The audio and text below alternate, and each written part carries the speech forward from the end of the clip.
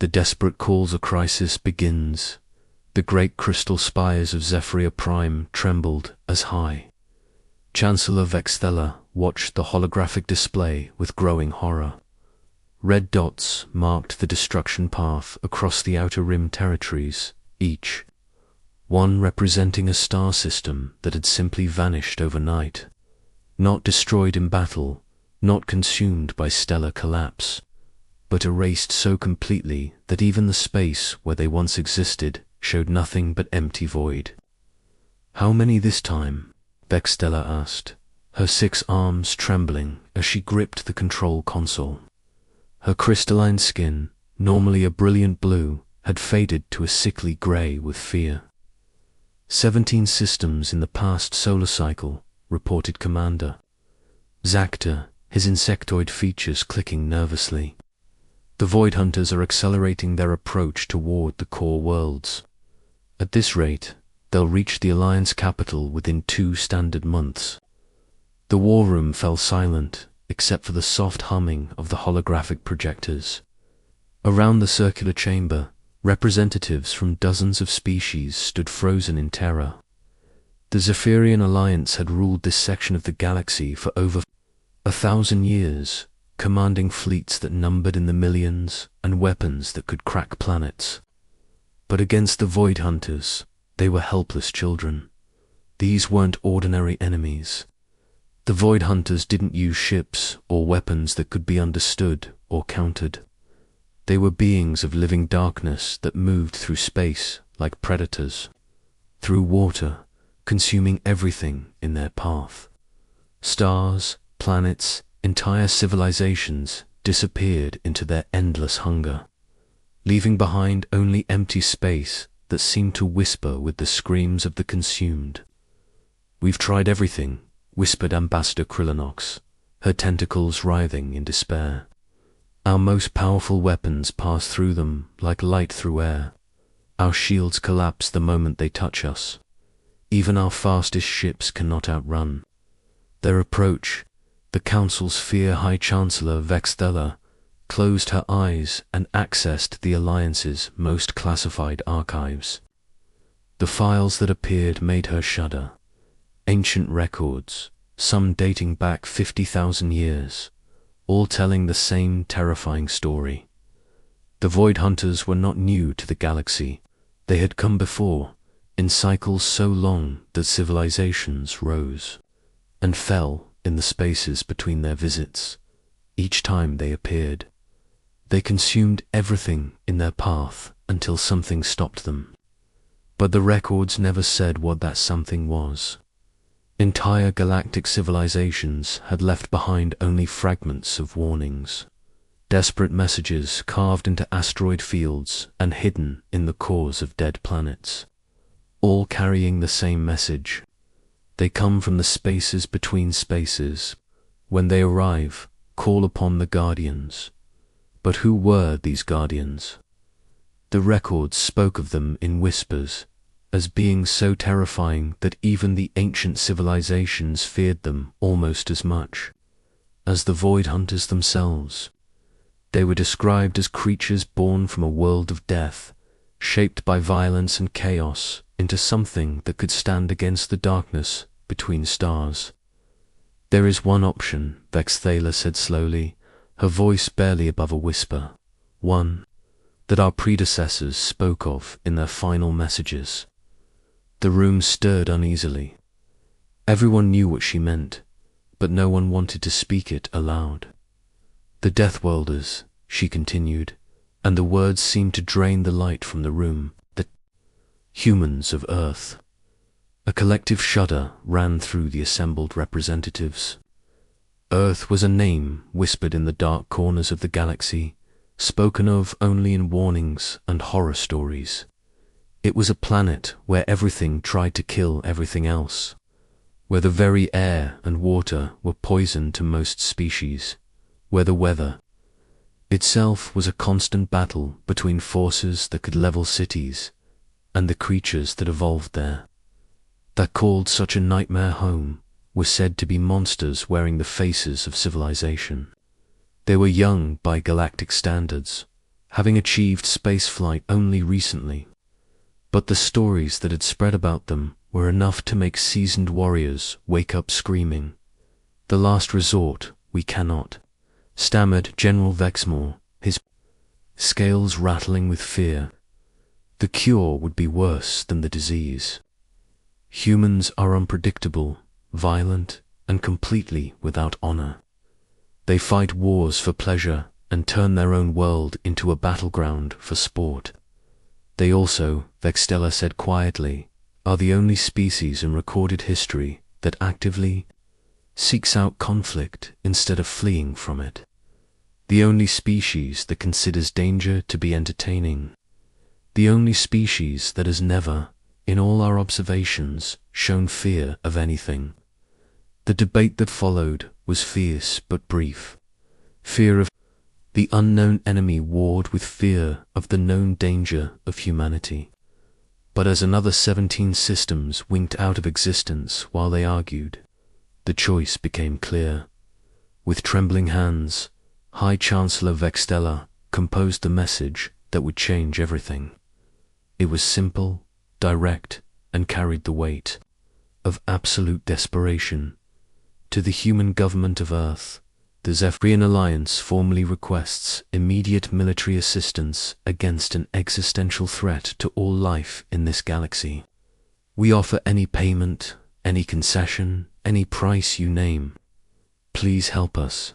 The message was sent through the fastest quantum relay network in the galaxy, racing across the light years toward the small blue world that had become the subject of so many nightmares.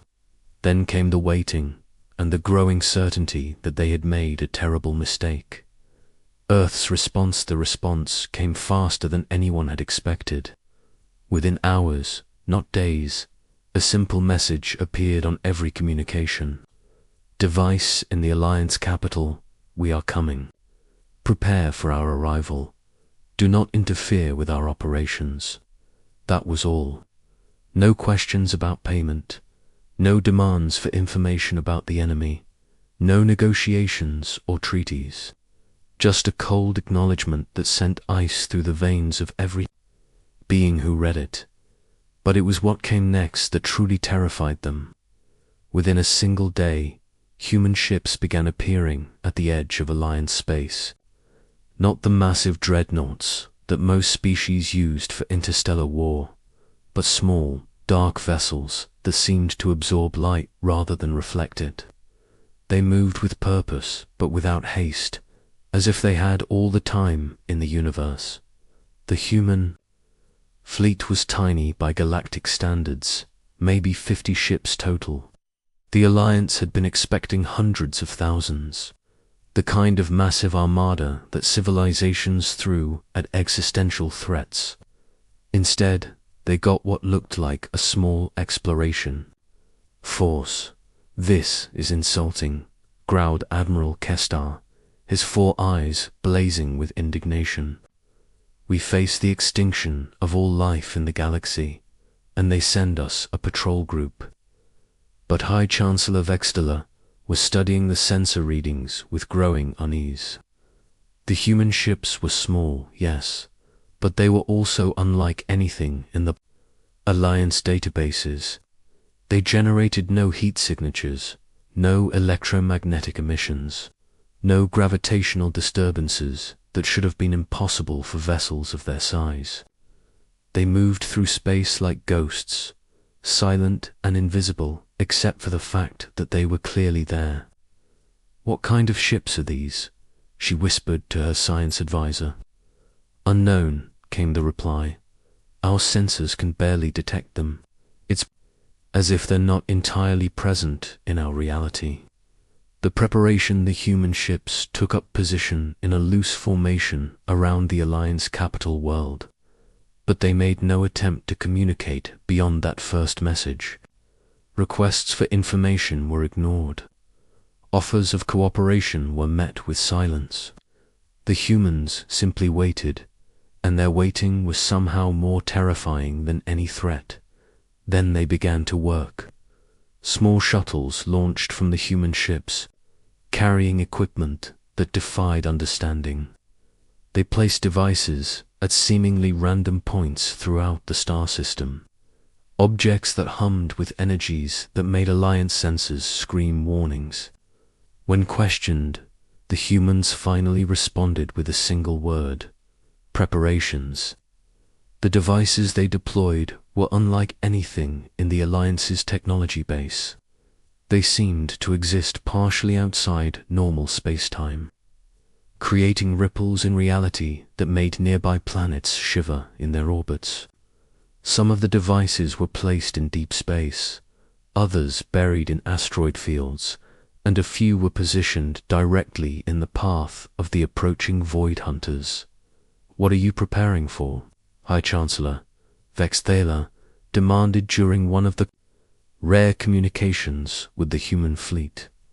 The response came from someone who identified himself only as Admiral Chen, and his voice carried the weight of absolute certainty. "We are preparing to do what we have always done, what our species was born to do.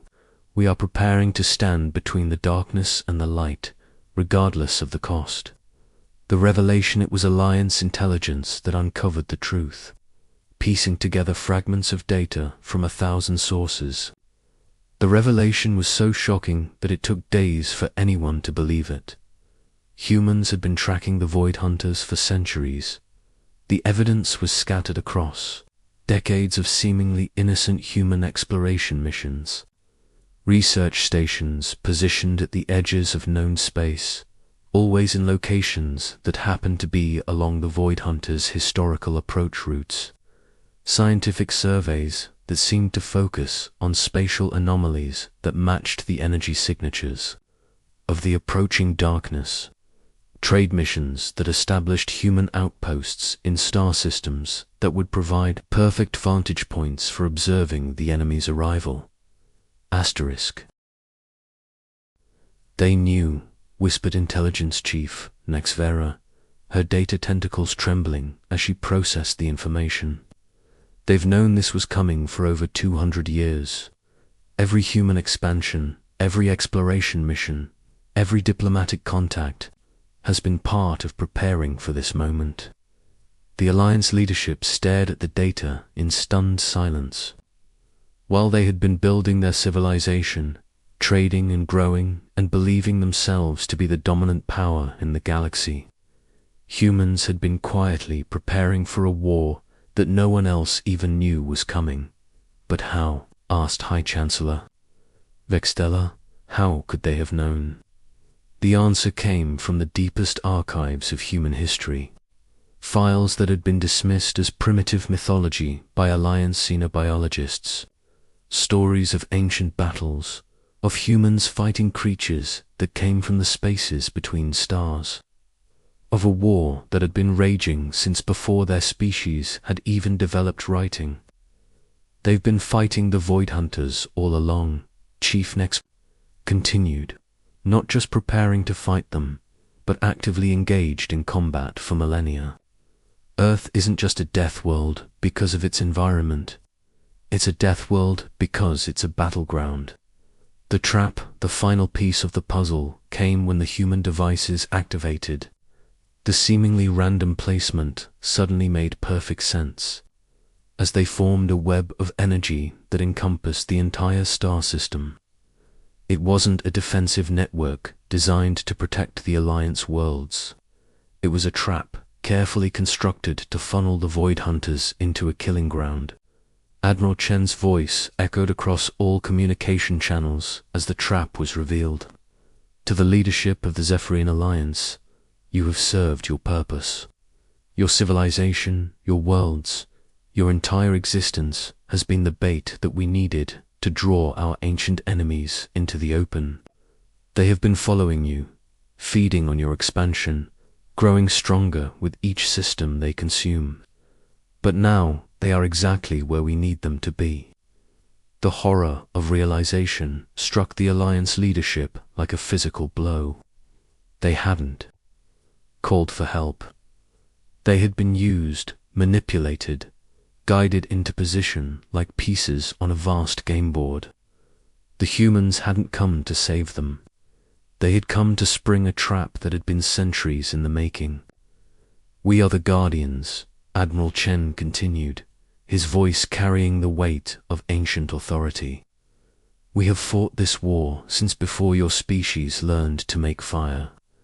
We have lost more battles than you can count, sacrificed more worlds than you know exist, and paid prices that would break your understanding of what sacrifice means. But we have never surrendered, and we have never stopped preparing for this moment." As the Void Hunters approached the Alliance capital, racing toward what they believed was an easy feast, the human trap began to close. The devices they had placed throughout the system hummed with energies that made reality itself tremble. And in the distance, something vast and terrible began to stir, drawn by the promise of the greatest battle in the history of the galaxy. The Alliance had called for help, but what they had received was something far more terrifying than they had ever imagined. They had summoned the Guardians, and now they would learn what it truly meant to be protected by beings who had turned warfare into an art form and death into a tool of salvation. Asterisk the sky tears apart. The first sign of the Void Hunter's arrival was the silence. Not the absence of sound, but the absence of everything.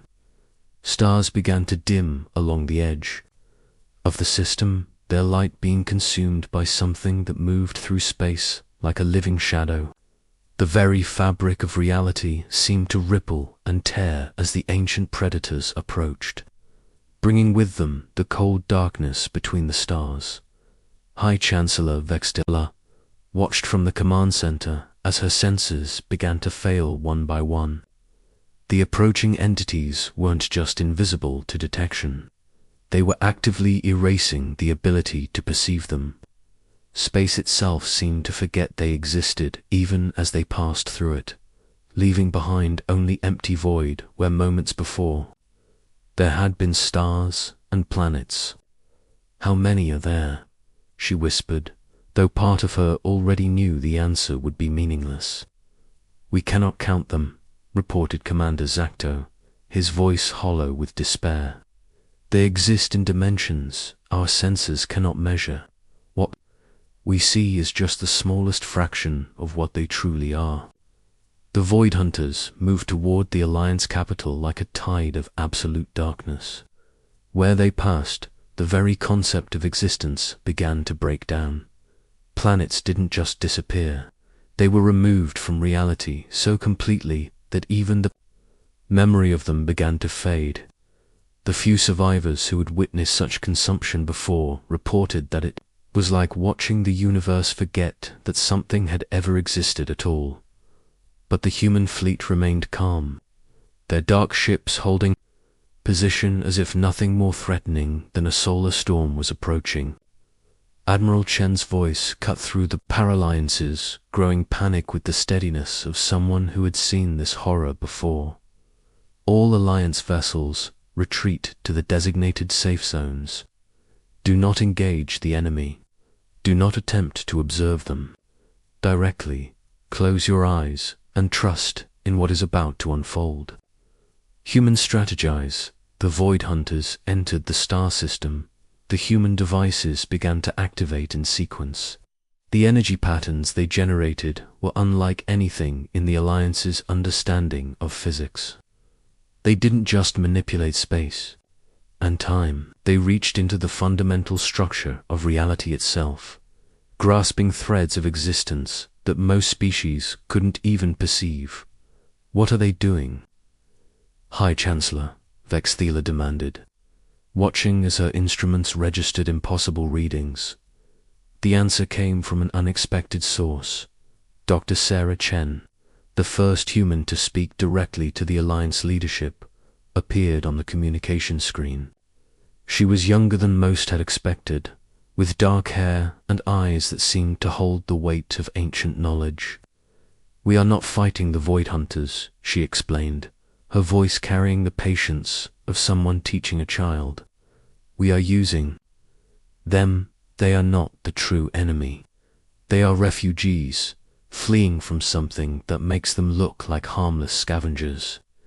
The revelation struck the Alliance leadership like a physical blow. The creatures that had been consuming entire star systems, that had driven their civilization to the brink of extinction, were running away from something worse. For 50,000 years, we have been tracking the true enemy, Dr. Chen continued. The Void Hunters are just the advanced scouts, the cleanup crew that prepares the way. They consume civilizations not for food, but to clear the path for what comes after. The human devices weren't weapons designed to destroy the Void Hunters. They were generators, creating a resonance pattern that would call out across the vast emptiness between galaxies. They were sending a signal that would draw the attention of the true enemy, forcing it to reveal itself in a location of humanity's choosing. The true enemy, the response was immediate and terrifying. The space between the stars began to crack like glass, revealing glimpses of something vast and alien moving in the darkness beyond reality. The Void Hunters, those terrible predators that had seemed unstoppable, suddenly changed their behavior entirely. They began to flee, racing away from the system with what could only be described as panic. "They're running," whispered Commander Zactor, his instruments barely able to track the retreating shadows. "The Void Hunters are running away." But Admiral Chen's voice carried no relief, only grim determination. Phase 1 complete. All human vessels prepare for dimensional breach. Alliance forces brace for reality displacement. The warning came just in time. The fabric of space-time began to tear along the edges of the system, not the clean cuts that the Void Hunters had made, but jagged wounds that bled colors that had no names and sounds that existed only in nightmares. Through those tears, something began to emerge that made the Void Hunters look like children's toys. The sky above the Alliance capital didn't just tear. It was ripped apart by claws that existed in dimensions beyond human comprehension. What came through the breach was not a creature, or even a collection of creatures, but something that existed as pure hunger given form. It was vast beyond measurement, its presence causing the very atoms of nearby matter to forget how to hold themselves together. The entity that emerged from the dimensional rift was older than the galaxy itself, a predator that had been feeding on the life force of entire universal clusters since before the first stars were born. It was what the Void Hunters had been running from, and it was what humanity had been preparing to face for centuries. "The Devourer," Dr. Chen announced, her voice steady despite the magnitude of what they were witnessing. "The last hunger, the thing that ends universes when they have grown too full of life." The creature's arrival caused reality to break down in ways that the Alliance's instruments couldn't measure.